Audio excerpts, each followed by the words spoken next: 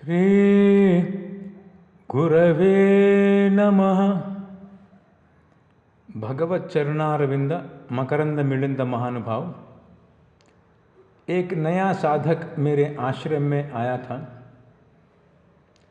वो लाइफ में अनेक प्रकार के संघर्षणों को अनुभव करने के कारण थोड़ा सा डिप्रेशन डेवलप कर लिया है और उस पीड़ा को सहन नहीं कर पा रहा है और उसके फ्यूचर का कुछ भी होप नहीं दिख रहा है। तो उसने साधना में इंटरेस्ट दिखाया है और पूछा है कि मैं ये डिप्रेशन को कैसे ओवरकम हूँ, क्योंकि कुछ काम कर नहीं पा रहा हूँ, मैं मोटिवेशन नहीं मिल रहा है, मेरे को कॉन्फिडेंस नहीं आ रहा है। मेरे पास जितने भी लोग साधना में इंटरेस्ट दिखाते हैं, बहुत आश्चर्यकर विषय यह है कि उसमें से 80% लोग डिप्रेशन से पीड़ित हैं। थोड़े लोग 50%, 60%, 70%, थोड़े लोग तो ऑलमोस्ट 90% तक उसके शिकार हुए हैं। और ऐसे भी लोग हैं कि वो मेरे पास आते हैं मगर मैं जो साधना उनसे करवाना चाहता हूँ वो कर ही नहीं पाते, वो लेवल के डिप्रेशन में आ जाते हैं। और आज वो किसी मेंटल असाइलम में उनके पेरेंट्स ने उधर छोड़ दिया है। और जो पेरेंट्स भी अपने बच्चों को मेरे पास लाते हैं, जब बच्चे नॉर्मल हैं मेरे पास नहीं लाते हैं वो लोग।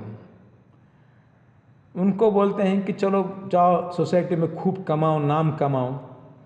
और जब वो संघर्ष को झेल नहीं पाता और घर वालों को सताते रहता है, ध्वंस करते रहता है, तो उस दशा में मेरे पास लाकर बोलते हैं इसका कुछ करिए।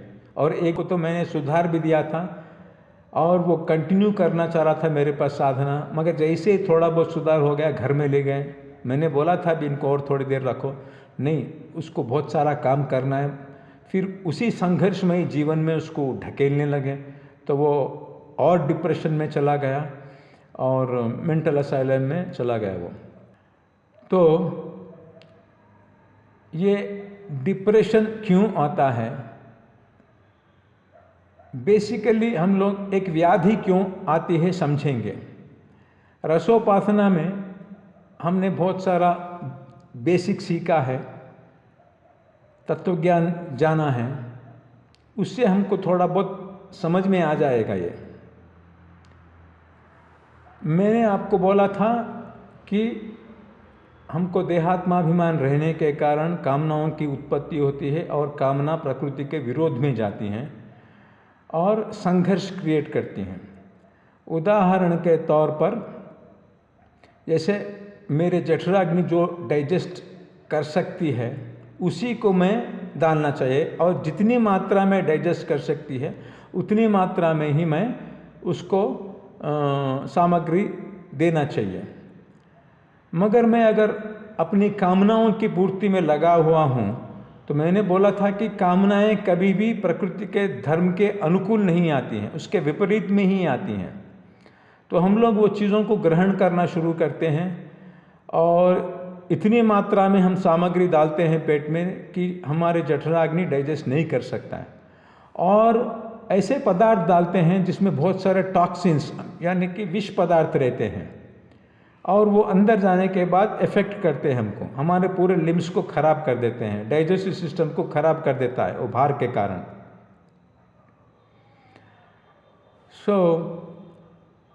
जब हमारा डाइजेस्टिव सिस्टम ठीक से काम नहीं कर रहा है, हम जो खा रहे हैं वो नहीं पच रहा है, तो डॉक्टर के पास जाने के बाद डॉक्टर हमको एक पर्गेटिव देता है जिससे डाइजेस्टिव सिस्टम क्लीन हो जाता है और हम फिर जाके वही खाना शुरू करते हैं। तो डॉक्टर क्या डायग्नोस कर रहा है कि इसका डाइजेस्टिव सिस्टम खराब हो गया है और उसके लिए कुछ मेडिसिन दे रहा है वो। मगर हम रसोपासना लेक्चर सुनने के बाद ये जानते हैं कि मैं जो लिम्स को डिस्टर्ब कर रहा हूँ उसका कारण क्या है? मेरी कामनाएं हैं। तो जैसे शरीर को रोग आ गया है, मेरे मन का रोग क्या हुआ? अभी कामनाओं का उत्पत्ति होना और कामनाओं की पूर्ति करना। फिर ये मन को ये जो रोग आ रहा है ये किसके कारण आ रहा है? अज्ञान के कारण आ रहा है बुद्धि में। माने बुद्धि मेरे को क्या ज्ञान दे रहा है, प्रकृति उपभोग्य है, उसको उपभोग करके आनंद लेना चाहिए, तो वो बुद्धि का रोग हो गया है। फिर वो रोग क्यों आ रहा है मेरे को? अहंकार में मैं अपने आप को देह समझने के कारण। माने देहात्माभिमान एक रोग है। सो जो भी शरीर को मेरे को रोग मिल रहा है, इसका मूल कारण वहाँ है। तो मैं अगर स्वस्थ रहना चाहता हूँ तो मैं वहाँ से ही उसको सॉल्व करना चाहिए, पूरे रोगों का निवारण करना चाहिए। जब मेरे अंदर ये संघर्ष होता है, माने एक कॉन्फ्लिक्ट होता है, तो मेरे अंदर एक तरुण व्याध आते हैं, माने खांसी, जुकाम आना, नहीं तो ज्वर आना, थोड़ा रेस्ट लेंगे, शरीर में एनर्जी नहीं रहता है, तभी मैं समझ लेना चाहिए कि मैं विरुद्धाचरण कर रहा हूँ। समझ लेकर अपने आप को मैं क्यूर कर लेना चाहिए। वैसा ना कर मैं सिर्फ कुछ पॉजिटिव लिख के सॉल्व करूँगा तो मेरा रोग वैसे ही रह जाएगा और मैं पुनः वही कम करते रहूँगा। तो स्टार्टिंग में तो मेरे कुछ छोटे छोटे रोग आए हैं, और जैसे जैसे संघर्ष बढ़ते ही जाएगा, मेरी कामना बढ़ते जाएंगे, मैं उनकी पूर्ति करते जाऊंगा, और ये संघर्ष बढ़ते जाएगा, वो धीरे धीरे शरीर के लिम्स सहन नहीं कर पाएंगे और वो क्रॉनिक डिसीजेस के रूप में कन्वर्ट हो जाएगा। माने मेरे को ब्लड प्रेशर आएगा, शुगर आएगा, डायबिटिक्स आएगा, और हार्ट अटैक इत्यादि अनेक, डिप्रेशन आएगा मन को, इत्यादि अनेक प्रकार के क्रॉनिक डिसीजेस मेरे को आएंगे। अब उसके बाद उसको रिवर्सल नहीं रहता है। एक बार वो स्थिति आने के बाद प्रायः उसका रिवर्सल नहीं रहता है। जीवन पूरा वो कष्टों को, दुखों को झेलना ही पड़ता। आप लोग देखिए, जिसको डायबिटिक्स आया है या नहीं तो जिसको डिप्रेशन आया है, वो चेहरा ऐसा रखता है कि ये 14 लोगों का भार वो अकेला सहन कर रहा है, वहन कर रहा है। सो ऐसे क्रॉनिक डिसीज आते हैं। तो डिप्रेशन भी वैसे ही है।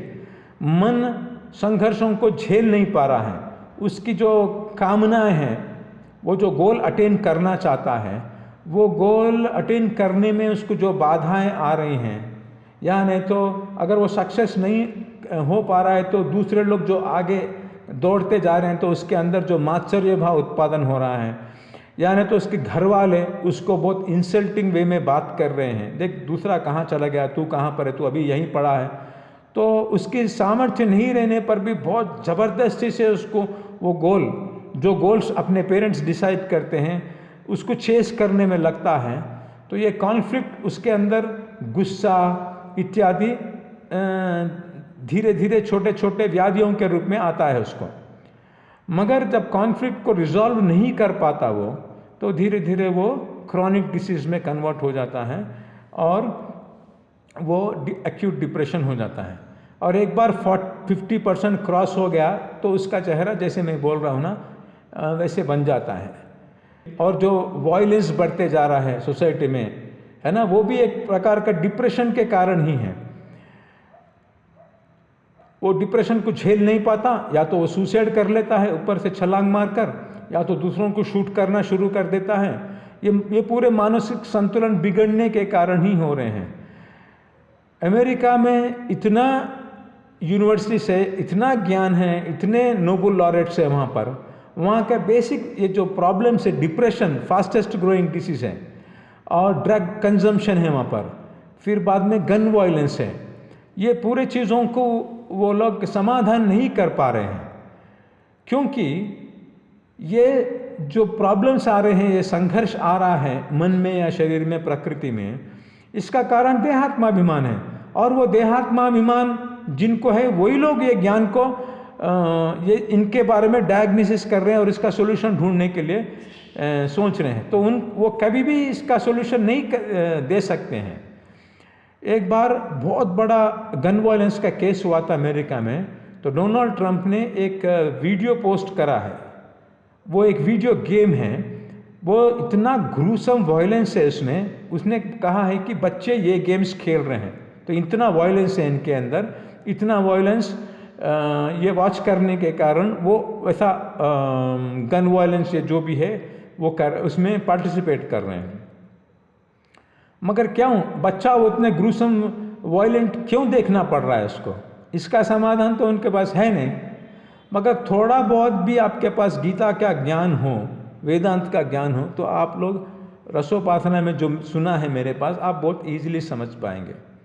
क्या हो रहा है कि मैं जब अपने आप को देह मान रहा हूँ तो मेरी शरीर, मेरा मन कामनाएं उत्पादन कर रही है और कामनाओं की पूर्ति करना ही मेरा स्वभाव बन जाएगा। बच्चा वैसा पल रहा है, उसको देहात्माभिमान का ज्ञान दे रहे हैं, देह वाला ज्ञान दे रहे हैं, फिजिक्स दे रहे हैं, केमिस्ट्री दे रहे हैं और सोशल साइंसेस दे रहे हैं। सोशल साइंसेस मेरा और सोसाइटी का रिलेशनशिप बताता है और नेचुरल साइंसेस मेरा नेचर का रिलेशनशिप बता रहे हैं और फिजिक्स, साइकोलॉजी इत्यादि, बायोलॉजी इत्यादि मेरे से मेरा ज्ञान क्या है। तो पूरे देह के संबंधी ज्ञान प्राप्त हो रहा है, मगर आत्मा का ज्ञान उनको नहीं मिल रहा है। तो क्या हो रहा है कि नेचर्स, ये डिज़ायर प्रोडक्शन और डिज़ायर को पूर्ति करना उसका नेचर है, मगर उसको जाके स्कूल में भेज रहे हैं 9 to 5। मगर वो स्कूल में नहीं रहना चाहता है, वो तो खेलना चाहता है, वो तो एंजॉय करना चाहता है, कामनाओं की पूर्ति करना चाहता है। वो स्कूल में जो पढ़ा रहे उसको क्यों पढ़ा रहे? क्योंकि विद्या अर्जन करने से फ्यूचर में उसको अच्छा जॉब मिलेगा, खूब पैसे कमाएगा और एंजॉय करेगा। माने उतनी दूर तक उसकी कामना पोस्टपोन करते जा रहे हैं। तो उसको क्या होता है कि जो कामनाओं की पूर्ति करना चाहिए वो पूर्ति ना होने के कारण, मैंने बताया था ना, उसको रिप्रेशन हो रहा है और क्रोध बढ़ते जा रहा है। माता पिता के प्रति और टीचर्स के प्रति उसके अंदर बहुत क्रोध बढ़ रहा है, मगर उनको मार तो नहीं सकता, रेसिस्ट तो नहीं कर सकता। तो स्कूल से घर को वापस आने के बाद वो कुछ गेम्स खेलते रहता है। आप देखिए छोटे बच्चे क्या गेम्स खेलते रहते हैं, पूरा वायलेंस रहता है उसमें। WWF देखते हैं, एक पहलवान एक दूसरे पहलवान को मार रहा है, नहीं तो कुछ पावर रेंजर्स ऐसा कुछ टीवी में कुछ आता, मैंने कभी देखा था छोटे बच्चों को खेलते हुए कि लेज़र रॉड से लड़ ले रहे हैं, लेज़र स्वॉर्ड से। और एक गेम खेलते हैं कि कोई शूट कर रहा है तो जो भी उधर से आ रहा है उसको झट वो शूट करने से पहले मेरे को शूट करना पड़ेगा। तो ऐसे 100 बार शूट करने से वो जीत जाएगा। तो मैं कभी मेरे एक रिलेटिव्स के घर गया था, तो मैं कुछ फिलॉसफी बोल रहा था, तो बच्चे को बोल रहा था कि तुम भी सुनो, तुमको भी उपयोगी है। तो वो कुछ गेम खेल रहा था और बोल रहा था कि अंकल थोड़ा रुकिए, और एक 30 लोगों को मारने से मैं जीत जाऊंगा। माने जब तक वो 100 लोगों को हत्या नहीं किया, मारा नहीं, उसको तसल्ली नहीं हो रही है। तो इतना वायलेंस क्यों करना पड़ रहा है उसको गेम्स के द्वारा? क्योंकि उसके अंदर वायलेंस पैदा हो रहा है। ये सिस्टम्स जो है ना, फैमिली सिस्टम्स और स्कूल सिस्टम, उसके लिए रिप्रेसिव मैकेनिज्म बन रही हैं, क्रोध को उत्पादन करने वाले सिस्टम बन रही है वो। तो वो क्रोध अगर अंदर ही रहा तो वो न्यूरोटिक बन जाएगा, उसका मानसिक संतुलन चला जाएगा, इसलिए वो जिद्दी बनेगा, वायलेंट बनेगा, तोड़ फोड़ करते रहेगा और माता पिता के विरोध में जाएगा, किसी से झगड़ते रहेगा। तो वो रिलीज करने से ही वो घर आके फिर होमवर्क कर पाएगा। माता पिता उसके पीछे पड़ते हैं, तेरे को फर्स्ट आना है, तेरे को इंजीनियर बनना है, IIT में जाना है, फिर अमेरिका में जाना है, इतना बड़ा प्लान बनाकर उसको होमवर्क करना चाहते हैं। मगर इसके अंदर ऑलरेडी डिस्टर्बेंस हुए सो हैं, तो उसको वो रिलीज़ करने तक होमवर्क नहीं कर सकता। इसलिए ये पूरे गेम्स देख के जब रिलीज़ हो गया है, मम्मी 5 मिनट में आ रहा हूँ, 5 मिनट में आ रहा हूँ बोलते रहता, मैंने पूरा रिलीज़ नहीं हुआ अभी, फिर आके बैठ सकता है, मगर वो फिर रिप्रेसिव है, फिर वायलेंस प्रोड्यूस कर रहा है। तो ये सिर्फ बच्चों को ही नहीं, जब हम ऑफिस में जाते हैं तो वहाँ पर इतना प्रेशर रहता है, और हम लोग कमाई क्यों कर रहे हैं? क्योंकि अच्छा लग्जूरियस लाइफ लीड करने के लिए और कामनाओं की पूर्ति करने के लिए, मगर वो उसके लिए ज़बरदस्ती 9 to 5 या 9 to 9 उतने प्रेशरमयी वातावरण में रहना पड़ रहा है, तो वो भी रिप्रेसिव हो गए हैं।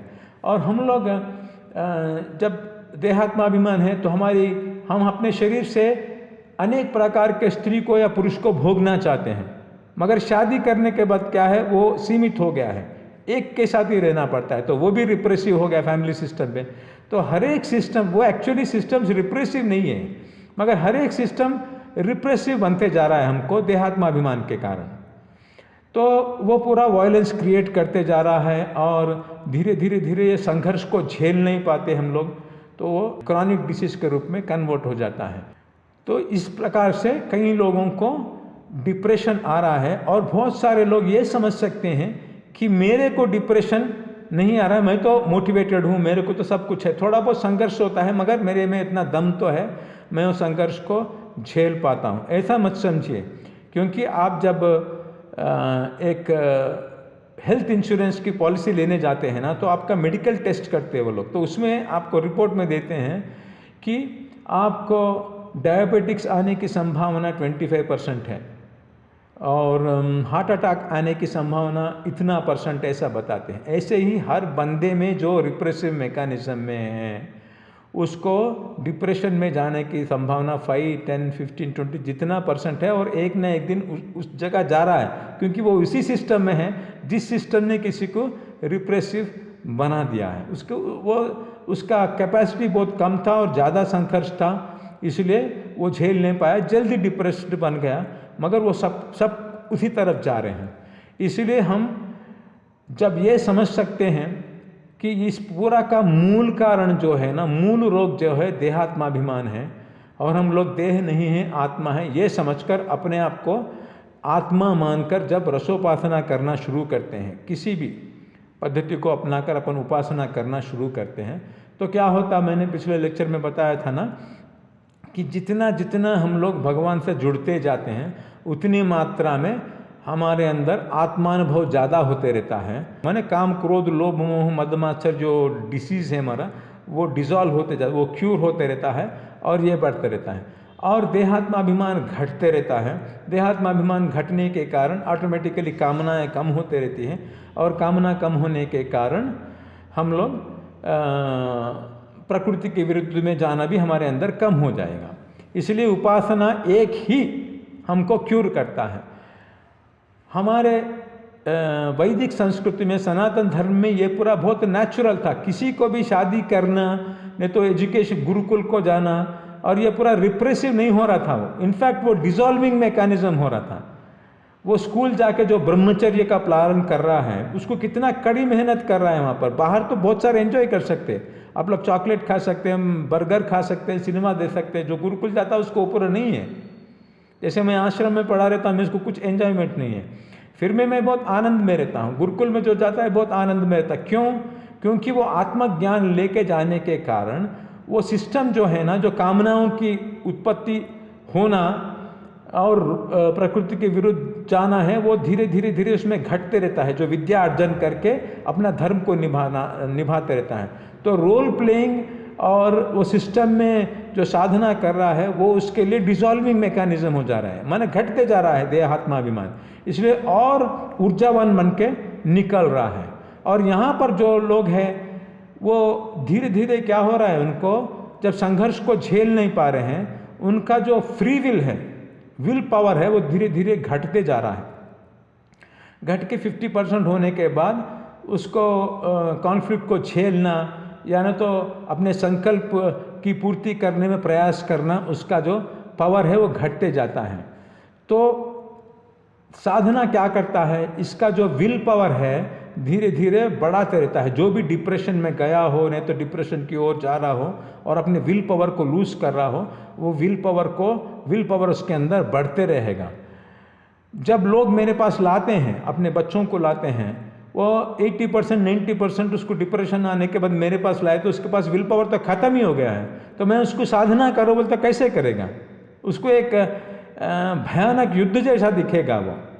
इसीलिए भगवत गीता एक युद्ध क्षेत्र में अर्जुन को सिखाया है। उपनिषद कहाँ सिखाते हैं? एक पेड़ों के नीचे अग्रहार में सिखाते हैं ना, मगर यहाँ पर कहाँ सिखा रहे हैं?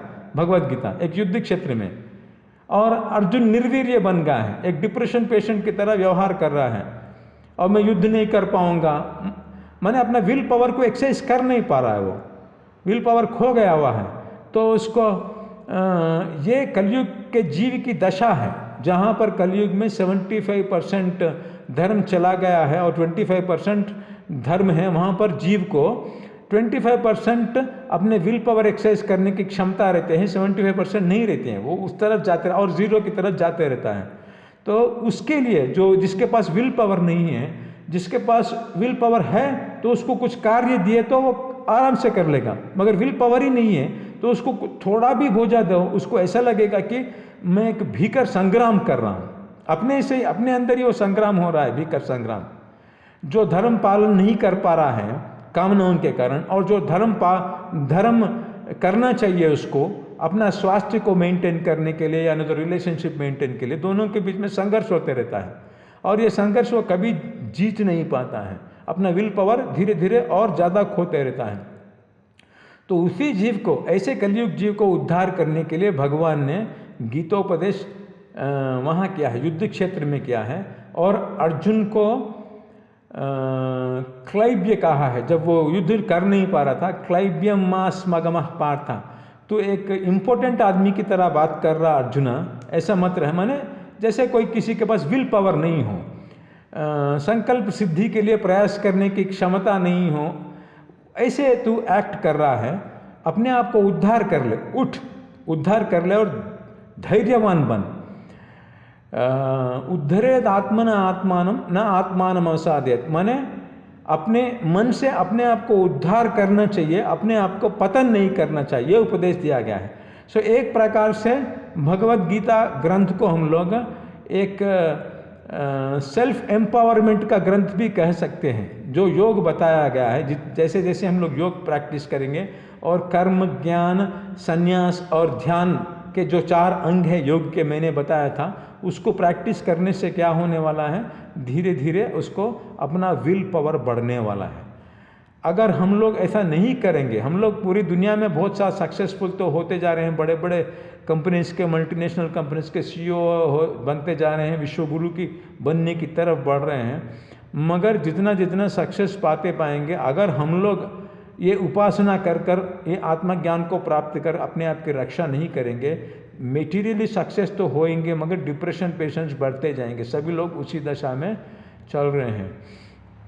तो आप सभी लोगों को निवेदन है कि ऐसे मत समझिए कि आज मैं अच्छा ही हूँ। जब तक ये रिप्रेसिव मैकेनिज्म बनते जा रहा है देहात्माभिमान के कारण, उस सिस्टम को हम लोग डिसॉल्विंग मैकेनिज्म नहीं बनाएंगे आत्मज्ञान के द्वारा, तो मानसिक रूप में, शारीरिक रूप में हमारा पतन होने वाला है। इसलिए सभी लोग उपासना में उद्युक्त होकर अपने आप को बचाव करें और आनंद प्राप्ति और प्रेम प्राप्ति, भगवत प्राप्ति की ओर बढ़ें। अगले एपिसोड में हम लोग और एक ऐसा ही एक नया प्रश्न को लेकर चलेंगे। अलबेली सरकार की जय।